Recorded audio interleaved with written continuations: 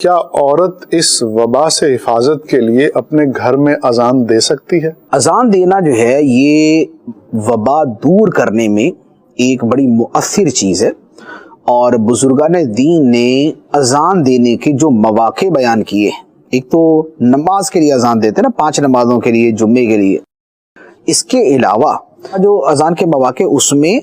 یہ بھی موقع ہے کہ جب کوئی وبا پھیل جائے تو اس وقت اذانیں دی جائیں،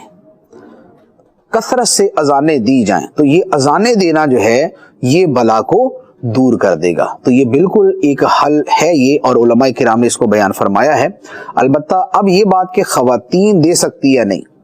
تو اس میں عرض یہ ہے کہ اگر آہستہ آواز میں گھر میں دیتی ہیں تو ٹھیک ہے، اس میں کوئی حرج نہیں ہے، اس کے اندر کوئی ممانعت نہیں ہے، تو ان کی آواز جو ہے وہ غیر محرم تک نہیں پہنچنی چاہیے۔ گھر میں ہی اگر وہ آواز اس طریقے سے اذان دے گی اور گھر میں اس کا دیور موجود ہے تو دیور بھی غیر محرم ہوتا ہے، اس تک بھی آواز نہیں جانی چاہیے، تو لہذا اس چیز کا خیال رکھیں۔ اور باقی یہ جو ہے کہ اذانیں دی جائیں، چھتوں پہ چڑھ کے دی جائیں، گھروں میں دی جائیں، تو یہ بھی معمول رہا ہے اور یہ اچھی چیز ہے، لیکن اس میں یہ ضرور خیال کرے کہ دوسرے پریشان نہ ہو۔ آپ نے اذانیں دینا شروع کی تو بچے جو پھر کام کریں گے وہ آپ جانتے ہی ہیں، وہ رات کے 3 بجے ایسی اذان دیں گے پوری بلڈنگ جگا دیں گے، تو یہ لوگوں کی تکلیف کا بھی خیال